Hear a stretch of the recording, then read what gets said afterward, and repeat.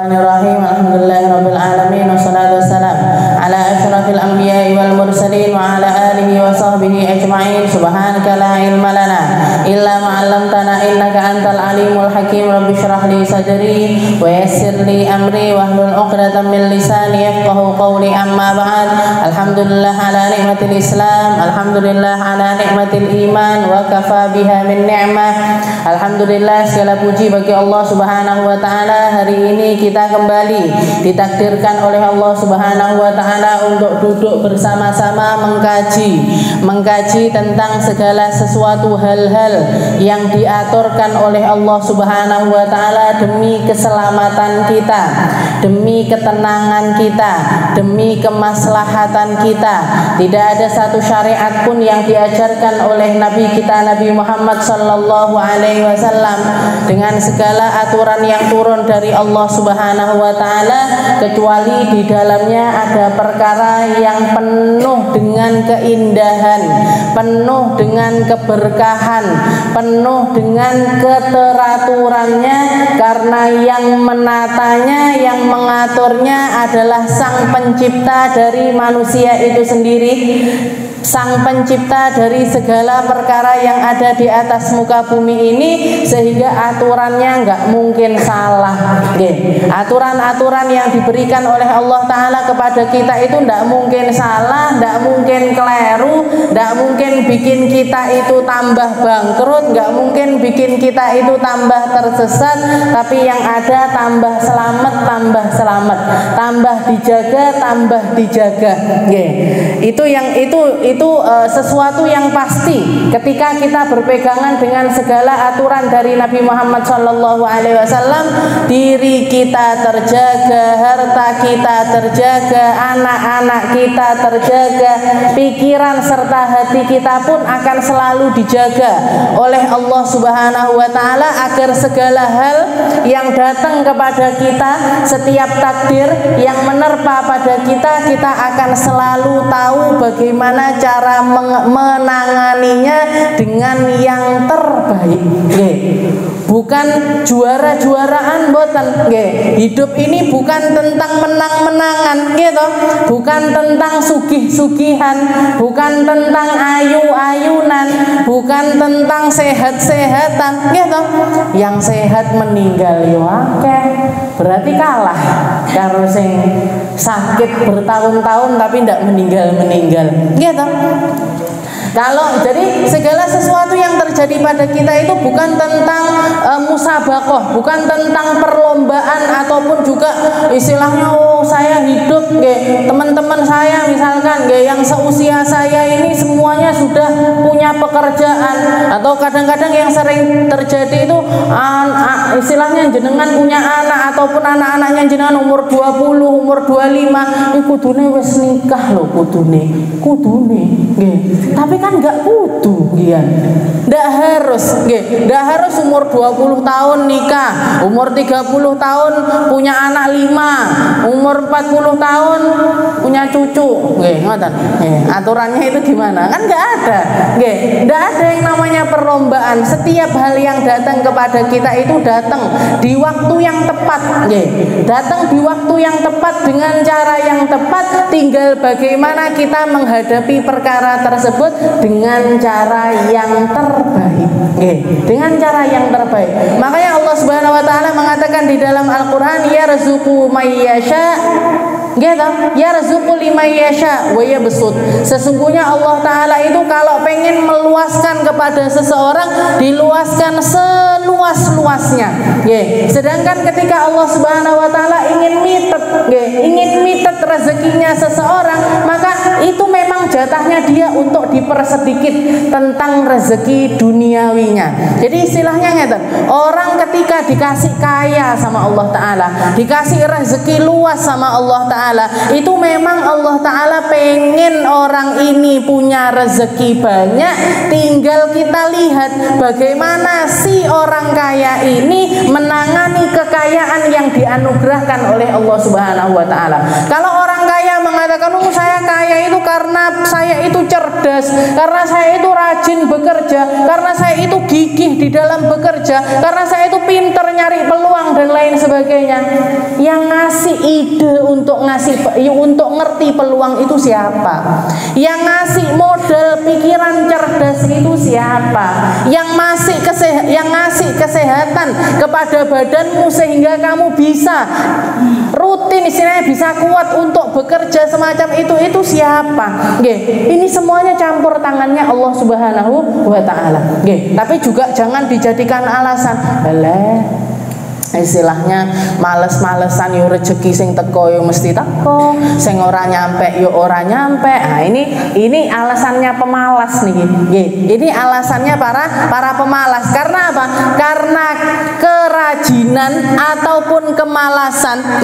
Kita mau maju ataupun kita mau mundur, kita mau ngambil langkah ataupun kita mau berdiam diri di tempat, itu ada andil diri kita untuk melangkahi hal tersebut. Gitu. Kayak jenengan datang ke sini, pilihan nopo keterpaksaan. Istilahnya kudu teko nopo, jenengan punya pilihan untuk datang ataupun tidak. Gitu. Misalkan wis aku dino iki ndak teko dhisik lah, silahkan. Gitu. Mau datang silahkan. Yang datang dapat sesuatu, yang ndak datang ndak dapat sesuatu. Nopo sesuatu niku? Reno-reno. Kita duduk durasi 1 jam di tempat ini, ada banyak hal yang terjadi kepada diri kita. Jenengan terasa ataupun tidak terasa, bisa ngerti ataupun tidak bisa ngerti, faham ataupun tidak faham, akan ada perubahan di dalam diri kita yang terjadi selama durasi 1 jam tersebut. Ada pahala rahmat dari Allah Ta'ala di situ, ada pandangan dari Allah Subhanahu wa Ta'ala di situ, ada berkahnya para ulama ketika kita menyebut nama-nama mereka ataupun membaca tentang perkataan-perkataan mereka di situ. Ada keberkahan saling silaturahmi satu sama lain, gitu. Malih ketemu neh karo koncone, kesalaman lagi. Salaman dikatakan oleh Rasulullah SAW, orang ketika bersalaman, bersalaman dengan segenap hati, bersalaman dengan hati yang tulus, maka dosa di antara kedua orang ini tadi diampuni sama Allah Ta'ala. Ada ampunannya Allah, ada rahmatnya Allah, ada perkara-perkara indah yang kita dapatkan dari tempat ini. Belum lagi yang tidak kita rasakan, belum lagi yang Allah Ta'ala pengen, orang ini mau tak kasih jatah tahajudnya, dikasih sama Allah. Yang ini mau tak kasih jatah sabarnya, dikasih sama Allah Ta'ala. Yang ini tak kasih, tak tambahi jatah istiqomahnya, ditambahi sama. Itu dari kita memangnya hal itu semuanya. Boten. Ada campur tangannya Allah Ta'ala untuk kita bisa lebih sabar, bisa lebih tulus, bisa lebih ikhlas, bisa lebih istiqomah, bisa lebih di dalam perkara-perkara yang nyangkut hati kita dengan keimanan kita. Itu yang bisa memberikan lebih hanya Allah Subhanahu wa Ta'ala. Makanya kita rezekinya dari Allah Ta'ala, kita yang bagian jemput. Neng di to panggone majelis tak jempute, di mana toh tempatnya zikir tak jempute, di mana toh tempatnya sholat berjamaah tak jempute. Karena di tempat-tempat itu ada cahaya-cahayanya Allah Ta'ala yang ditebarkan di seluruh penjuru alam semesta ini. Allah Ta'ala nebarkan cahayanya. Allah Ta'ala nebarkan cahaya ini fungsinya untuk apa? Untuk jadi penerangan kita nanti di akhirat. Golek neng di nyarinya di mana? Beli lampunya di mana? Nyarinya di mana? Ngambilnya di mana? Di tempat-tempat sumber cahaya. Allah Subhanahu wa Ta'ala memberikan kepada kita cahaya dohir. Cahaya dohir sing ketok niku cahaya dohir. Matahari niku cahaya dohir. Jenengan bisa merasakan panasnya, jenengan bisa merasakan penerangannya, penerangannya. Dan dikasih sama Allah Ta'ala pengetahuan, kalau dikasih penglihatan, dikasih kita rasa, dimana ketika matahari itu tadi hilang, gelap jadinya. Melaku lek ndak nggawa senter di luaran ndak kelihatan. Kalau orang-orang di depan rumah-rumah itu ndak nyalakan lampune dadi peteng dedet, gitu. Jadi kalau siang terang, kalau malam gelap. Dikasih sama Allah Ta'ala, kita rasa hal tersebut. Untuk apa? Untuk kita nyari tahu tentang cahaya-cahaya batin yang harusnya juga kita ambil porsinya untuk nerangin kita nanti di akhirat. Seperti yang diceritakan oleh Allah Ta'ala di dalam Al-Quran, sesungguhnya ketika orang-orang yang berjalan di belakangnya Rasulullah, jadi umatnya Nabi Muhammad niku, ketika mereka mau ngelewati sirat, mau ngelewatin jembatan untuk menuju ke arah surganya Allah Subhanahu wa Ta'ala, Allah Ta'ala nuruhum yas'a baina aidihim wa bi aimanihim. Sesungguhnya cahaya-cahaya itu, cahaya penerangan itu diperlihatkan sama Allah Ta'ala di depan mereka, di samping kanan mereka, di samping kiri mereka. Ini orang-orang yang sudah sangu cahaya, mati bawa cahaya, mati bawa penerangan, mati bawa sesuatu yang bisa menyelamatkan mereka untuk bisa melewati jembatan sirat. Karena jembatan sirat itu dihamparkan sama Allah Ta'ala di atasnya neraka. Sedangkan neraka itu diceritakan oleh Nabi kita Nabi Muhammad SAW, api neraka itu dulunya dihidupkan, dinyalakan sama Allah Ta'ala, warnanya merah. Dinyalakan selama 1000 tahun sampai berubah jadi biru. Dinyalakan lagi 1000 tahun, berubah lagi jadi putih. Setelah itu dinyalakan 1000 tahun lagi sampai warnanya itu hitam. Maka keadaan neraka sekarang ini, orang ketika dimasukkan sama Allah Ta'ala di dalam neraka itu tempat yang luar biasa panas, luar biasa gelap, ndak ketok opo-opo. Sampai dikatakan ketika ada orang mau ngelihat tangannya sendiri, jari-jarinya sendiri, ndak kelihatan, saking gelapnya di dalam neraka. Itu jembatan yang kecil sekali, yang tipis sekali, itu dihamparkan di atasnya neraka. Maka gelap gulita. Kok jangankan midek, tahu di mana tempatnya sirat aja nggak bisa kelihatan. Makanya kita butuh cahaya-cahaya. Cahaya ini ngambilnya di mana, Kak? Ngambilnya dari segala sesuatu yang bersumber dari Nabi kita Nabi Muhammad SAW. Ngambilnya dari situ, Bu. Nabi Muhammad ngajarkan akhlak, Nabi Muhammad ngajarkan ilmu, Nabi Muhammad ngajarkan untuk jadi orang baik, Nabi Muhammad nitipkan zikir-zikir, nitipkan doa-doa, memberikan warisan-warisannya yang bisa dirasakan secara maknawi. Maka ambil porsi cahaya tersebut, mumpung kita masih dikasih kesempatan sama Allah Ta'ala di tempat-tempat yang menjadi sumber dari cahaya tersebut. Ojo sampai ketinggalan. Jangan sampai kita rela untuk meninggalkan perkara-perkara yang semacam itu demi hal-hal yang sementara. Capek itu kan sebentar, kesel kan sebentar, ngantuk itu kan sebentar. Ada orang ngantuk, saya itu hidup itu ngantuk terus, Kak.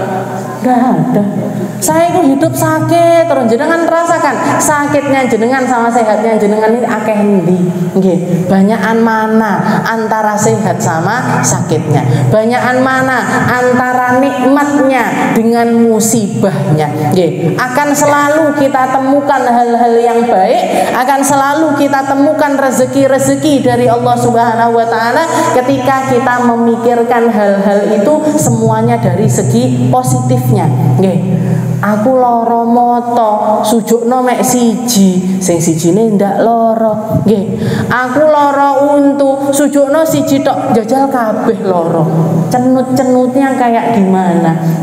Saya bisulan misalkan, sujukno mek siji, loro, telu, papat, limo, liyane ndak bisulan. Kan seperti itu, seperti itu yang diajarkan. Hati-hati seperti itu yang diajarkan oleh hati-hati seperti itu yang dididik sama Rasulullah Sallallahu Alaihi Wasallam. Makanya salah satu sahabatnya beliau ketika di dalam satu waktu, dalam satu hari kakinya harus dipotong dan beliau dikasih sama Allah Ta'ala anak 2, salah satunya juga meninggal dunia.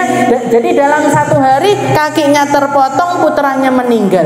Maka yang beliau katakan adalah alhamdulillah. Alhamdulillah, segala puji bagi Allah Ta'ala yang ngambil kaki saya satu, disisakan satu.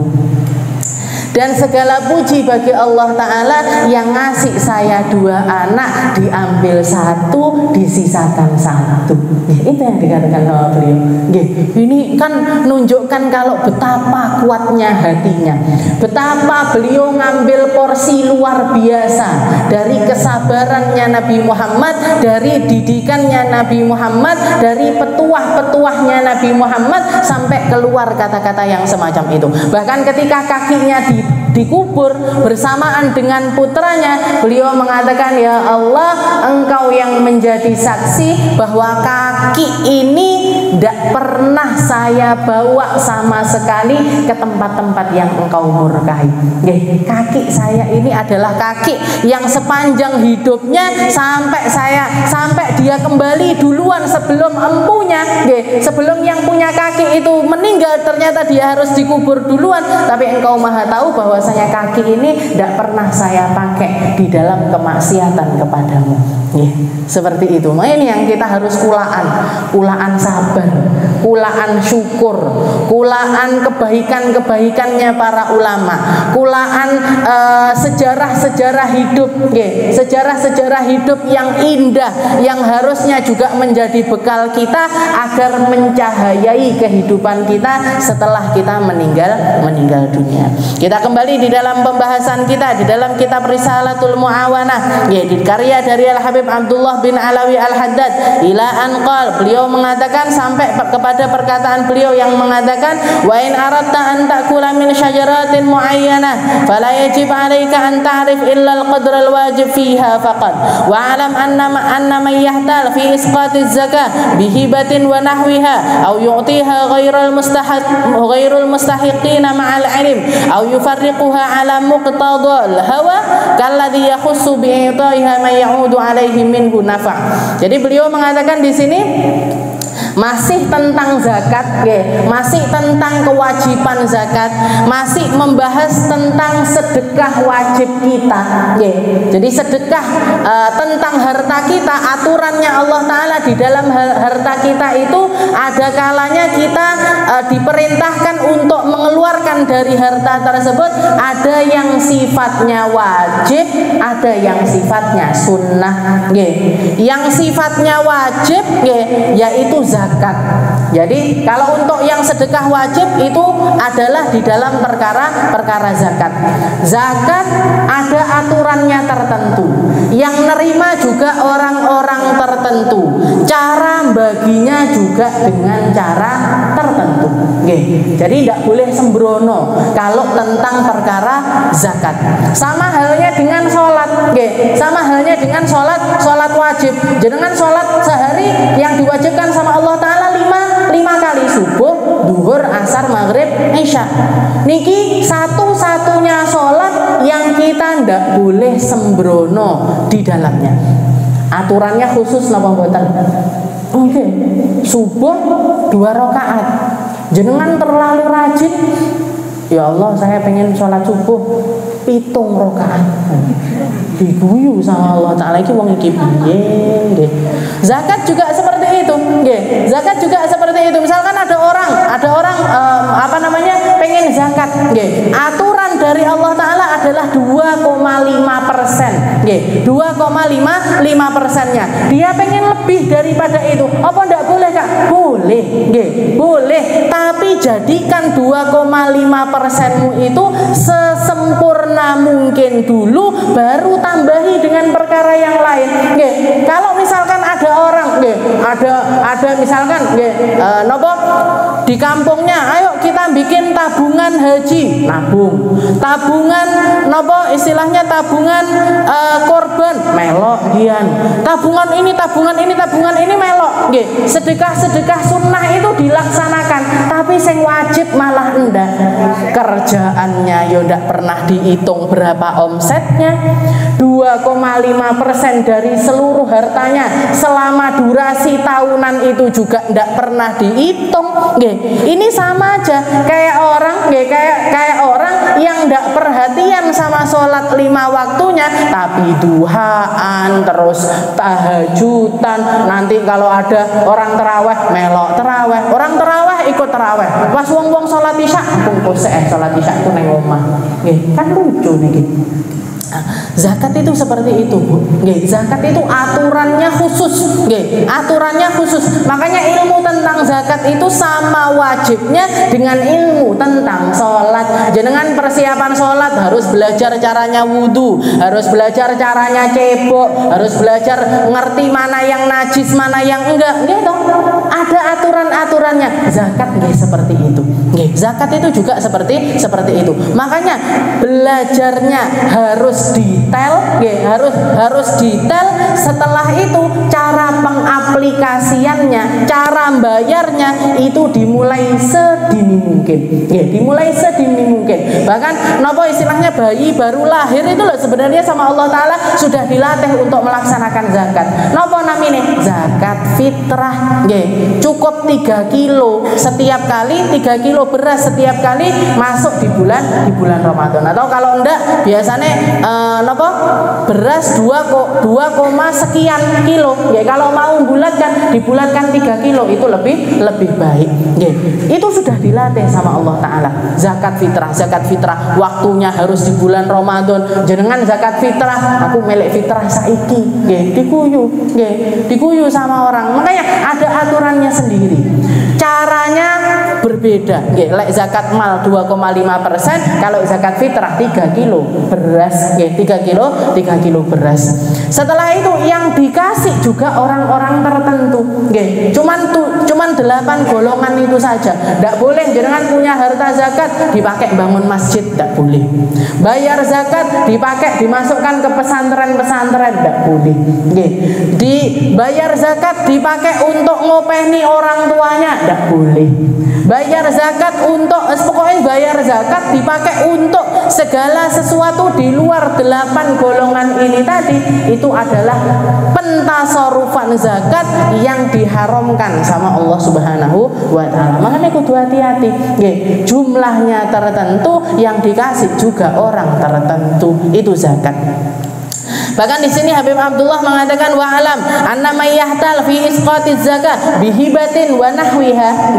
Dan ketahuilah orang-orang yang suka bikin tipuan-tipuan tentang zakatnya mereka, tentang zakatnya mereka dengan menjadikan zakatnya ini dijadikan sesuatu yang lain. Kayak misalkan gini, ada orang kerja selama 1 tahun sampai, jadi misalkan kerja mulai dari bulan Januari sampai ketemu Januari berikutnya, dia harusnya itu ngitung berapa hartanya pada waktu itu. Dia tidak ngitung di bulan Januari, wes tak hitung bulan Desember, dihitung bulan Desember. Ternyata lebih dari nisab, lebih dari 87 gram emas, hartanya. Jadi istilahnya sudah lebih dari 80 sampai 90 juta. Tapi dia pengen ngeleot dari zakat. Biar carane biar aku tidak wajib zakat. Gimana caranya biar aku tidak wajib zakat? Diambil sebagian hartanya, dibelikan tanah, dibelikan tanah. Iki aku sangu rabi misalkan. Ini nanti mau tak banguni rumah untuk saya hidup bersama istri saya nanti. Pada tujuannya dia salah satunya di antara bangun rumah itu, di dalam hatinya juga biar saya tidak kena kewajiban zakat. Karena dari uang saya ini tadi lek dipotong di DP omah akhirnya tidak wajib zakat. Jadi ini namanya orang-orang yang suka bertipu daya, bermain-main dengan yang namanya zakat. Fi isqati zakat bihiwatin au nahwiha au yu'tiha ghairul mustahiqina ma'al ilm, atau memberikannya, jadi bagi-bagi zakat kepada orang-orang yang sebenarnya tidak berhak untuk mendapatkan zakat. Kayak misalkan gimana? Saya bayar zakat, tak bagikan kepada karyawan-karyawan saya sendiri. sebagai ganti gajinya bulan ini tak berikan zakatnya mereka atas nama zakat nggih plus bayar gajinya mereka. Ini hukumnya haram nggih. Jadi lek zakat yo zakat. Zakat itu setelah kita memberikan tidak boleh ngambil manfaat apapun dari orang yang kita beri. Tidak boleh. Kalaupun, tapi di antara karyawan saya ada orang-orang yang berhak dapat zakat. Misalkan ada yang utangnya banyak, ada yang dari gajinya itu ternyata tidak memenuhi untuk biaya hidupnya sehari-hari karena anaknya banyak. Misalkan gajinya dia 1,5 juta misalkan. Gaji karyawannya 1,5 juta, anaknya 10 misalkan. Sekolah kabeh, sekolah semuanya. Cukup nama mboten? 1,5 juta ini. Nggih, lek misalkan SPP 10 anak, satu anaknya 100.000, wes 1 juta sebulan. Garek 500.000 untuk makan 12 orang selama 1 bulan. Jadi misalkan di salah satu karyawannya, ada beberapa karyawannya itu memang berhak untuk mendapatkan zakat. Nggih. Maka boleh apa enggak kita kasih zakat? Boleh. Nggih. Tapi harus dikatakan ini uang zakat dan saya ketika memberikan kamu zakat ini enggak nyuruh kamu kerja lebih di atas jam kamu. Nggih. Istilahnya ini bukan bonus ya, bukan gaji juga bukan. Ini uang yang saya berikan dan tidak ada kaitannya sama sekali dengan pekerjaan kamu. Ini murni uang zakat. Ini harus dikasih tahu. Jadi kalau uang zakat itu, makanya zakat itu salah satu hal yang menjadi pembeda antara zakat dengan sedekah. Zakat itu harus diperlihatkan. Tidak perlu diperlihatkan nominalnya. Maksudnya bentahun ditulisin nang arep omahe tahu zakat saya tahun ini sekian, nggak harus. Tapi orang-orang yang ada di sekitar kita harus tahu kalau misalkan kita ini adalah orang yang sudah mengeluarkan zakat. Ini uang zakat, ini uang zakat, ini uang zakat. Seperti itu. Beda sama sedekah. Sedekah disunahkan untuk disembunyikan. Disunahkan untuk disembunyikan.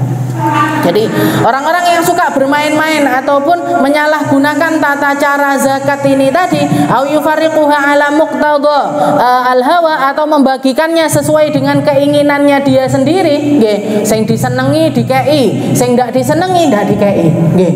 Jadi misalkan ada orang-orang yang berhak untuk mendapatkan zakat dari dia tapi ternyata menyakiti dirinya, nggih. Istilahnya menapa enek tukaran, apa ada masalah dan lain sebagainya, wis tak lepaskan zakat saya dari dia, nggih. Tak bakalan tak kei zakat misalkan seperti itu, tidak boleh, nggih. Dan orang, nggih, dan di antara 8 golongan ini tadi, nggih, di antara 8 golongan ini yang sebaiknya paling pertama kali untuk kita berikan adalah orang-orang yang istilahnya ring pertama itu orang yang memang berhak untuk dapat zakat. Setelah itu kita lihat dari orang-orang yang paling dekat kekerabatannya dengan kita. Jangan sampai kita bagikan zakat kepada orang yang jauh tapi yang dekat-dekat malah tidak dikasih zakat. Jangan sampai orang-orang yang jauh kita kasih tapi yang sekitaran kita malah tidak mendapatkan zakat. Kalau dia khus bi'idaiha man ya'udu alaihi minhu nafa ajilan la yakhruj minad dunya hatta yu'adzibahu Allahu bimali. Jadi orang-orang yang seperti ini, yang sukanya main-main dengan zakat, yang sukanya itu menyepelekan dengan zakat, atau tidak perhatian, pokoknya tak tokne, tidak peduli saya, pokoknya saya mengeluarkan seperti itu, maka diancam sama Allah Ta'ala, orang ini tidak akan keluar dari dunia kecuali setelah merasakan azab dari Allah Subhanahu wa Ta'ala. Jadi dia tidak akan mati kecuali sudah mendapatkan balasan dari apa yang dia lakukan. Makanya ini tafsiran dari apa yang dikatakan oleh Nabi Muhammad, ketika kamu melihat ada harta binasa, ketika kamu melihat ada harta binasa. Binasa itu gimana? Yo misalkan kebakaran, opo kerampokan, apa dicuri orang dan lain sebagainya. Nggih, ini adalah pertanda bahwasanya ada masalah di dalam zakat yang dia keluarkan, atau dia adalah orang yang menahan dari harta zakat tersebut. Makanya bisa dibilang harta zakat itu pasti keluar. Kalau tidak keluar dengan cara yang ditentukan sama Allah Ta'ala, dia akan nyari cara sendiri untuk keluar. Dan biasanya kalau harta itu sendiri yang pengen keluar, ya, harta itu sendiri yang pengen keluar, keluarnya mesti dengan cara yang tidak enak, ya, mesti menyakitkan. Kalau tidak dikasih sama Allah Ta'ala sakit, sehingga dia harus keluarkan biaya banyak sekali untuk nyari obat dari sakitnya tersebut. Na'udzubillah min dzalik. Kalau tidak gitu ya gitu itu, dirampok orang, dicuri orang, kebakaran dan lain sebagainya. Ini menunjukkan bahwasanya ada hal yang berkaitan dengan harta itu yang tidak diselesaikan urusannya, dan biasanya urusannya itu adalah tentang zakat. Ini adalah tentang zakat. Allah Subhanahu wa taala mengatakan wala adzabul akhirati akbar law kanu ya'lamun, dan sungguh kalau itu azab yang dirasakan sama orang-orang yang na'uz zakat, yang tidak mau mengeluarkan zakat itu di dunia, ya, di dunia dia merasakannya, di akhirat balasannya lebih besar lagi. Makanya kudu hati-hati kalau sudah bicara zakat. Ini caranya gimana, diberikan kepada siapa, penerimanya itu siapa, dan kalau bisa kita berikan sendiri. Kalau bisa, ketika kita mengeluarkan zakat, kita kasih sendiri kepada orang-orang yang jadi jangan orangnya yang kita suruh datang, tapi kita yang datang kepada orang-orang yang berhak untuk mendapatkan zakat tersebut. Wa idza kana hadza halu may yukhrijuha ala ghairil wajhil masyru', dan kalau ini keadaannya orang-orang yang mengeluarkannya dengan cara yang tidak selain cara yang diajarkan oleh Nabi Muhammad sallallahu alaihi wasallam, fa kaifa yakunu halu man la yukhrijuz zakat ra'san. Terus piye ceritanya sama orang-orang yang tidak mengeluarkan zakat sama sekali? Itu kalau misalkan orang yang caranya aja salah sudah dibegitukan sama Allah Ta'ala, diancam bakalan merasakan azabnya duluan di dunia sebelum di akhirat. Terus piye ceritanya sama orang-orang yang tidak mau zakat? Ulaika alladzina ishtaraw ad-dhalalata bil huda fama rabihat tijaratuhum wa ma kanu muhtadin. Allah Taala mengatakan mereka, golongan yang tidak mengeluarkan zakat, mereka adalah orang-orang yang memilih untuk membeli kesesatan ketimbang petunjuknya Allah Subhanahu wa taala. Jadi yang dituku kesesatan, yang ditimbun adalah kesengsaraan. Yang dicari untuk dirasakan di akhirat nanti adalah azabnya Allah Subhanahu wa taala. Fama rabihat tijaratuhum. Betapa mereka itu sedang membangkrutkan dirinya sendiri di dalam transaksi amaliyahnya. Jadi orang-orang yang tidak mau membayar zakat, orang yang tidak mau bayar zakat, ini ibadah-ibadah yang lainnya ini jadi rusak. Jadi rusak, sedekah jadi rusak. Ada orang sedekah tapi tidak bayar zakat. Ini rusak. Sama halnya kayak orang duhaan tapi tidak sholat subuh, sholat malam tapi tidak sholat isya. Lucu nih. Jadi kalau kita mau sedekah, mau bangun masjid, mau nyumbang di pondok pesantren, mau nyantuni anak yatim dan lain sebagainya, kita lihat zakatku wis beres apa durung?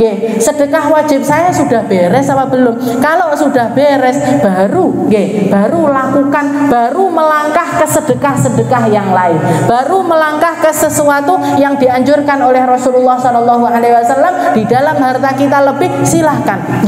Tapi ketika kita di dalam hal zakat ini belum beres, belum beres, ojo istilahnya ndak usah maju dulu ke sedekah sunnah, tapi bereskan dulu sedekah wajibmu, benahi dulu sedekah wajibmu. Dan orang-orang yang bikin istilahnya yang ngumpul nih, napa? Istilahnya kayak yayasan-yayasan, pesantren-pesantren, masjid-masjid dan lain sebagainya. Ini harusnya digaung-gaungkan. Bukannya malah mengatakan, ayo sedekah lewat saya sebanyak-banyaknya. Ayo bangun masjid di saya sebanyak mungkin.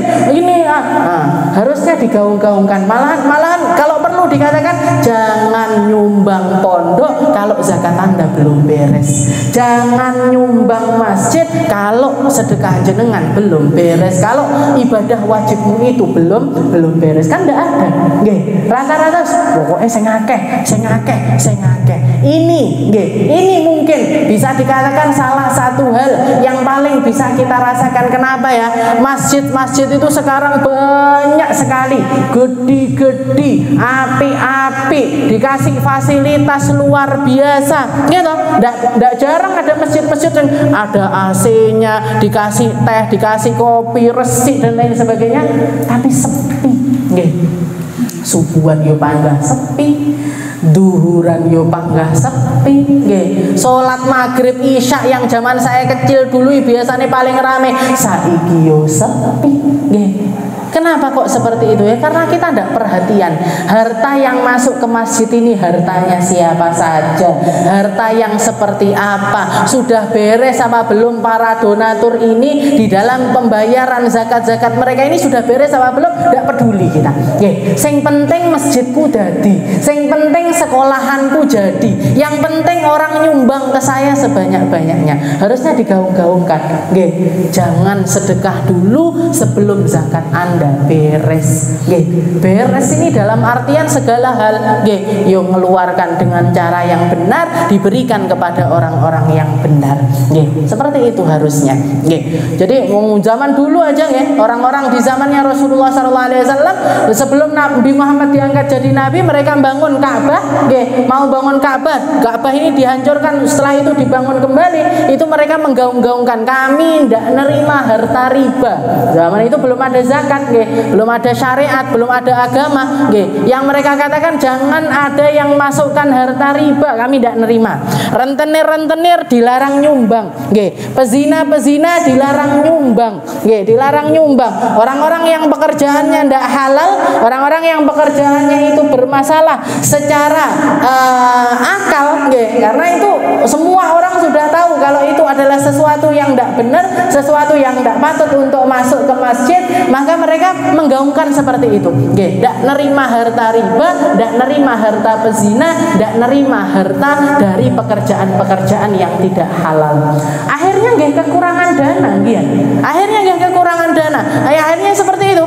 Ka'bah dibangun, kekurangan dana, cuman dikasih tanda tok. Seperti yang jenengan lihat sekarang Hijri Ismail niku, itu dulu bagian dari Ka'bah. Yang bunder jadi Ka'bah kotak, setelah itu ada bunderan di sampingnya, itu adalah tanda tempat yang dulunya termasuk dari bagian bangunannya Ka'bah, tapi karena orang-orang pada waktu itu kekurangan dana, dikai patokan tok, dikasih tanda, ndak malu mereka.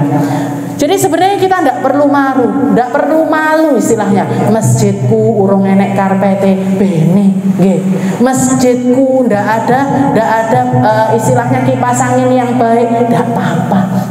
Masjidku ndak ada penerangan yang memadai, ndak apa-apa.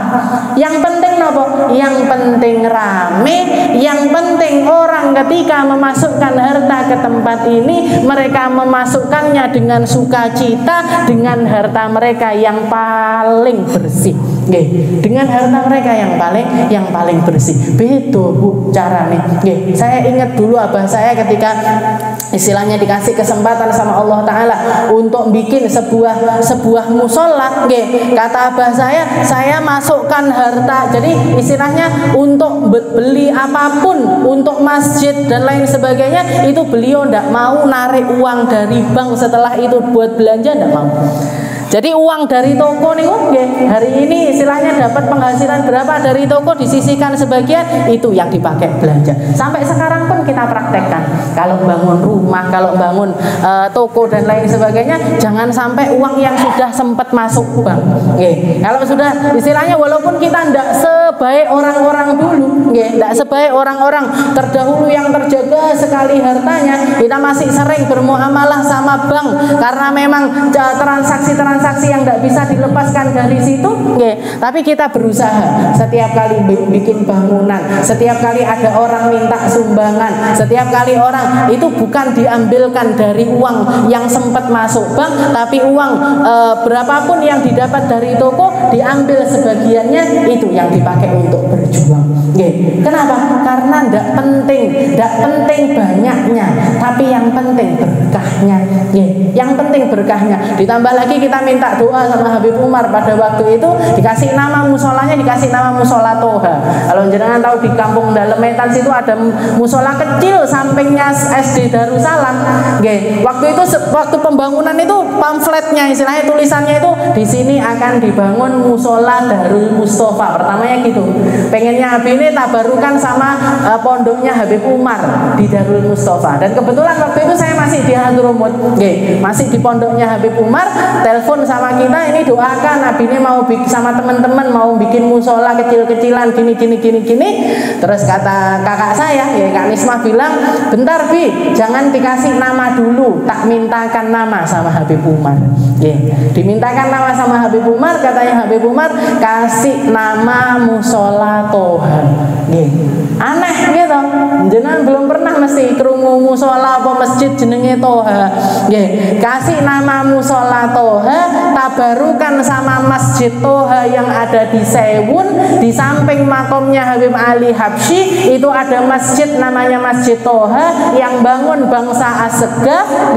Doanya beliau itu masjid yang di Sewun, beliau menceritakan masjid di Sewun itu masjidnya kecil tapi rame terus. Masjidnya kecil tapi rame terus. Muga-muga Toha yang di Tulungagung juga kecil tapi rame terus. Terbukti sampai sekarang.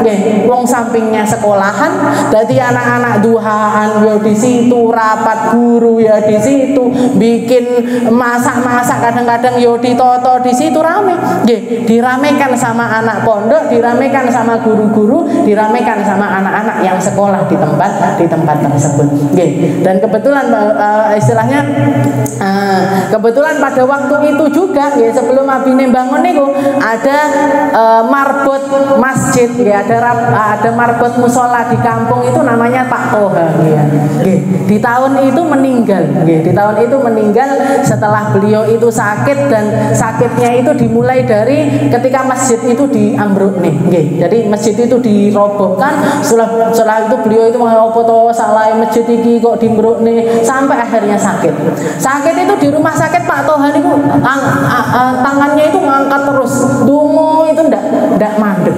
Bahkan katanya Abine wis ndak sadar, Abine masuk jenguk itu dungone tambah banter, besoknya meninggal dunia. Jadi bisa jadi orang-orang ngasih kita pelajaran. Ini Toha, Pak Toha ini, Pak Toha. Abine bangun musola ini bukan ngarang-ngarang sendiri namanya, tapi dikasih sama Habib Umar, dan entah gimana secara kebetulan bersamaan sama meninggalnya seorang Toha yang hatinya itu sangat terpaut dengan masjid, yang sangat terpaut dengan musola sampai ndak rela ketika musola itu dirobohkan, salah yopo, bocor yo enggak, kenapa kok harus diruntuhkan dan lain sebagainya. Orang-orang ngira nih Abine bikin musola untuk mengenang Pak Toha, padahal itu musola dikasih nama sama Habib Umar. Caranya Allah Ta'ala, ndak ngarang cerita, bukan dari cara yang gimana-gimana, tapi semuanya skenario dari Allah Subhanahu wa Ta'ala. Kita kembali sekali lagi. Wa idza kana hadza halu ma yukhrijuha ala ghairil wajhil masyru'. Kalau ini caranya orang yang mengeluarkan zakat tapi caranya tidak benar, apa neh orang-orang yang sama sekali tidak mengeluarkan zakat. Nggih, sama sekali. Jadi dia punya kewajiban zakat tapi tidak dikeluarkan. Ini sama aja. Fama rabihat tijaratuhum wa ma kanu muhtadin. Ini orang yang tersesat sesat-sesatnya dan dia sedang menimbun kebangkrutan di setiap transaksinya. Ini orang yang gagal di setiap transaksinya. Kenapa? Karena ketika zakatnya bermasalah, sedekah apapun yang dia lakukan tidak sah jadinya. Tidak sah. Ada orang nggak zakat, tidak bayar zakat budal kaji, tidak sah kajinya. Ada orang tidak bayar zakat berangkat umroh, tidak sah umrohnya. Ada orang tidak bayar zakat melok ziarah nopo wali songo, tidak sah. Ada orang tidak bayar zakat melok pembangunan masjid, tidak dianggap sama Allah Ta'ala. Tidak dianggap apapun. Jadi orang yang seperti itu seakan-akan dia melakukan kebaikan, seakan-akan dia sedang bertransaksi kebaikan dengan Allah Subhanahu wa Ta'ala, padahal transaksinya gagal terus. Gara-gara apa? Gara-gara tidak bayar zakat. Gara-gara tidak bayar zakat. Makanya hati-hati.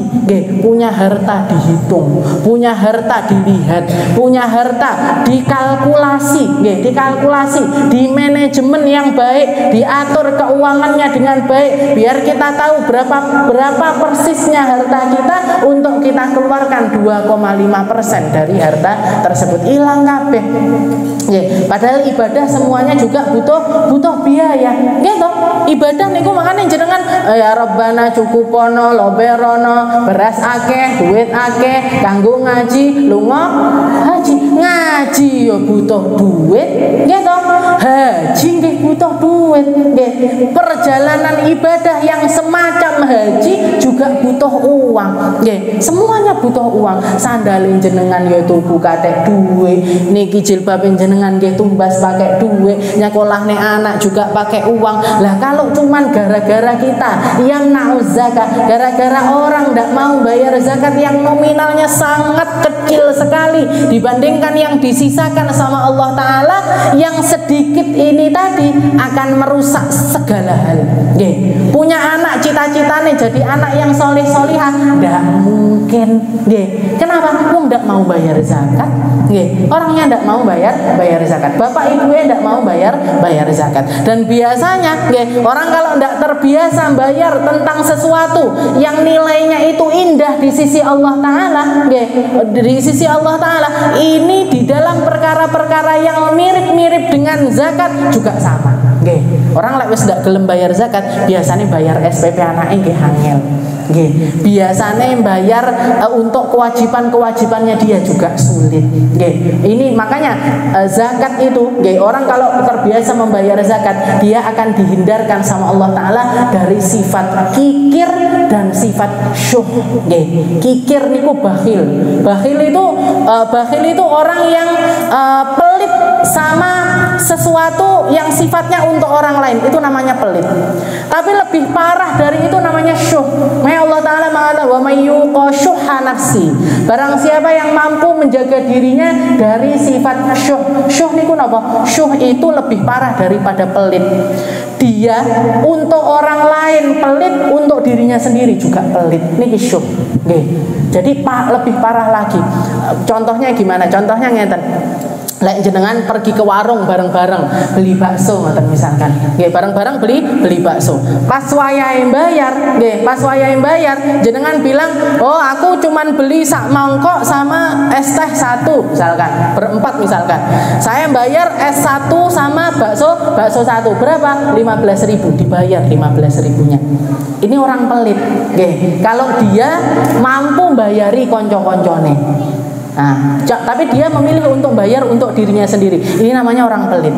Kecuali dari awal kesepakatan, ada podo-podo gurune misalkan, podo-podo ekonominya pas-pasan misalkan, engkau bayar dewe-dewe, ini tidak masalah. Tapi kalau misalkan ada orang, ayo, bakso bareng-bareng, bakso bareng-bareng, dan dia ini yang ngomong ini orang yang mampu belikan untuk 4 orang ini tadi. Tapi ketika bayar dia milih bilang gitu. Bayar dewe-dewe ya. Aku 15.000 dibayar 15.000 ya. Ini namanya orang pelit. Yeah. Lah, syuh ini gimana? Syuh ini, makan bakso, beli es dan lain sebagainya, wayahe bayar, ndelik neng gone jeding. Jadi jangankan untuk orang lain, bayar untuk dirinya sendiri aja pelit. Nah, ini namanya syuh. Parah lagi daripada pelit. Nah, orang kalau misalkan terbiasa bayar zakat, ngerti posisi hartanya, paham seberapa yang mampu dia tanggung, Allah Ta'ala akan mengentaskan dia dari yang namanya sifat syuh, sifat pelit, apalagi sifat syuh. Syuh ini berarti tikele 2 kali lipatnya pelit. Naudzubillah min dzalik. Napa wonten orang kayak gitu? Banyak, Bu. Saya nemukan sampai heran saya.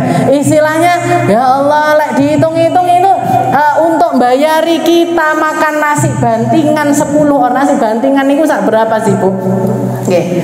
Niki orang ini kalau dilihat secara logika, tokonya tumpuk-tumpuk, tokonya tumpuk-tumpuk, istilahnya punya penghasilan itu luar biasa banyak. Tapi untuk nraktir 10 orang makan nasi bantingan itu mikirnya dowo banget sampai wes aku ae sing bayar, saking panjangnya kok iso gitu loh. Jadi uang yang kita anggap sedikit harusnya untuk ukurannya orang semacam mereka ini, jadi istilahnya di dompetnya itu ada uang 1 juta tapi mau mengeluarkan 50.000 itu mikirnya sik dowo banget.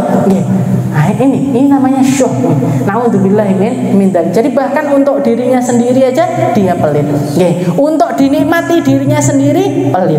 Untuk jadi tinggi budal umroh ndak mau eman-eman katanya. Buat berangkat haji. Orang-orang yang ngomong ngapain orang berangkat haji hambur-hamburkan uang. Ini orang sedeng. Ini orang istilahnya ndak ada lagi rasa iman di dalam hatinya karena ndak ada keinginan untuk melakukan sesuatu yang lillah wa fillah, yang untuk Allah dan di jalannya Allah dia tidak ada keinginan sama sekali untuk melakukan yang semacam itu untuk dirinya sendiri, bahkan pelit. Waqat bil famar bihat tijaratu wa makanu waqat taqarrara anna mani zakah qarinu tarikus salah, dan sebagaimana yang dikatakan oleh Nabi Muhammad bahwasanya orang yang tidak mau bayar zakat itu setara dengan orang yang tidak mau sholat. Orang tidak mau sholat sama orang tidak bayar zakat itu setara, konconan, konco-konco, podo-podo dicemplung nih sama Allah Ta'ala di dalam neraka, sama-sama akan diazab dengan azab yang pedih. Fisyar. Waqad qatala Abu Bakar radhiyallahu anhu mani'uz zakah wa sammahum ahlur riddah. Bahkan Sayyidina Abu Bakar setelah wafatnya Rasulullah sallallahu alaihi wasallam, prioritas utamanya beliau adalah memerangi orang-orang yang tidak mau bayar zakat. Dan kelompok orang yang tidak mau bayar zakat ini dinamai sama beliau sebagai ahlur riddah, para murtadin, orang-orang yang telah murtad dari agamanya Allah. Padahal yang mereka lakukan apa? Jadi setelah wafatnya Nabi Muhammad, berbondong-bondong ada orang-orang, kelompok-kelompok dari berbagai macam kabilah itu datang kepada Sayyidina Abu Bakar mengatakan, ya Abu Bakrin, wahai Abu Bakar, kami akan tetap di dalam agamanya Nabi Muhammad, kami akan tetap melaksanakan sholat, tapi izinkan kami untuk tidak bayar zakat. Jadi tetap mau berislam, tetap mau melaksanakan sholat, tapi emoh zakat. Sama Sayyidina Abu Bakar dibunuh, sama Sayyidina Abu Bakar diperangi, sama Sayyidina Abu Bakar dianggap sebagai orang-orang yang keluar dari agamanya Rasulullah Sallallahu Alaihi Wasallam. Jadi hasilnya podo, orang yang tidak mau bayar zakat sama orang yang tidak mau sholat sama-sama keluar dari agama Islam. Wa sammahum ahlur riddah wa alaika bi ikhraji zakatil fitr anka wa an kulli man tulzimuka nafaqatuhu wa dzalika in istata'ta. Setelah itu hendaknya kamu bayarkan juga. Jadi setelah ini tadi tentang zakat mal, setelah itu beliau bahas tentang zakat fitrah. Orang yang setelah itu setiap kali masuk bulan Ramadan hendaknya kamu membayar zakat fitrah bagimu, yang utama untuk diri kita kita sendiri. Setelah itu siapa? Wa angkul liman talzimuka, dan kepada orang-orang yang wajib untuk kamu nafkahi. Nggih, orang yang wajib kita nafkahi ini macam-macam. Ada ke atas, ada ke bawah. Nggih. Ke atas ini siapa? Orang tua kita, mertua kita. Ini kalau misalkan mereka sudah tidak produktif, kalau misalkan mereka sudah menjadi orang-orang yang tidak bekerja dan tidak punya harta, maka anaknya yang harus bayarkan zakat mereka. Zakat fitrah, bapaknya jenengan, ibunya jenengan, atau neneknya jenengan, atau kakeknya jenengan, itu orang-orang yang harus kita perhatikan zakatnya. Istilahnya hendaknya setiap kali masuk Ramadan, ini orang-orang kan biasanya kayak jenengan punya anak 5 misalkan. Seharusnya anak-anak itu ketika kita sudah tidak produktif lagi, sudah tidak bekerja lagi, ini anak-anak ini setiap tahunnya harus nanya, "Ma, ya, Pak, Bu, sing bayar nih zakat saya." Yang bayarkan zakat saya. Tidak usah kowe. Kamu ya sing bayar, ayo sing bayar. Jangan, saya yang bayar. Itu ke atas. Lek ke bawah siapa? Ke bawah siapa? Anak kita. Anak kita, cucu kita. Itu orang-orang yang tapi lek cucu kalau misalkan ada ayahnya, ada ibunya, maka bukan kewajiban kita. Tapi kalau anak selama mereka belum bekerja atau mereka belum balik, maka kewajibannya atas orang tua mereka, atas orang tua. Wadarika ini stata'ta. Terus ditambah lagi sama istri. Kalau suami punya kewajiban untuk membayarkan zakat istrinya, meskipun istrinya orang kaya. Meskipun istrinya orang kaya, kalau masalah zakat fitrah, tetap yang wajib bayar zakat adalah suaminya. Tetap yang wajib bayar zakat adalah suaminya. Lek suaminya ngikut istrinya gimana? Istilahnya kalau istrinya yang kerja tapi suaminya tidak kerja gimana? Nah, ini kebaikannya istri. Nah, tapi tidak wajib bagi si istri untuk membayarkan. Tapi kalau istrinya mengatakan, wes ya, jenengan sudah tak bayarkan zakatnya, anak-anak sudah tak bayarkan zakatnya, itu kebaikannya istri. Dan kalau misalkan suami suatu saat punya harta, punya pekerjaan, punya harta, ini si istri ini punya hak untuk nagih. Sampeyan tak bayari zakate peng 10 misalkan. 10 tahun mau jaga, saya ambil. Boleh apa enggak? Boleh. Kenapa? Karena istri sebenarnya ada di dalam tanggungan suami, bukan sebaliknya. Bukan suami yang ada di tanggungan istri, tapi istri yang ada di dalam tanggungan suami. Wa alaika bil iktsar minas shadaqah wa bitasadduq 'alal arham. Wallahu a'lam bissawab. Insyaallah kita lanjutkan di pertemuan selanjutnya tentang sedekah sunnah. Ini tadi kita menyelesaikan tentang sedekah wajib, harus hati-hati, harus perhatian, harus sesuai dengan tata cara yang diajarkan oleh Nabi kita Nabi Muhammad sallallahu alaihi wasallam, agar menyelamatkan harta kita, menyelamatkan hidup kita, menyelamatkan pikiran kita, menyelamatkan langkah kita, menyelamatkan cara pandang kita, agar semuanya dijaga sama Allah Ta'ala dengan perkara-perkara yang indah. Dan semoga semuanya sama Allah Ta'ala dikasih kesehatan selalu, dikasih keberkahan selalu, dikasih pemahaman yang indah tentang syariatnya Nabi, mampu menerima dan mengamalkannya dengan cara yang terbaik, mampu menerima dan juga menjalankan dengan cara-cara yang diridhoi oleh Allah Subhanahu wa Ta'ala. Ala hadhihi niyyah wa ala niyatin salihah wa ila hadratin Nabi Muhammad sallallahu alaihi wasallam. Sirril Fatihah.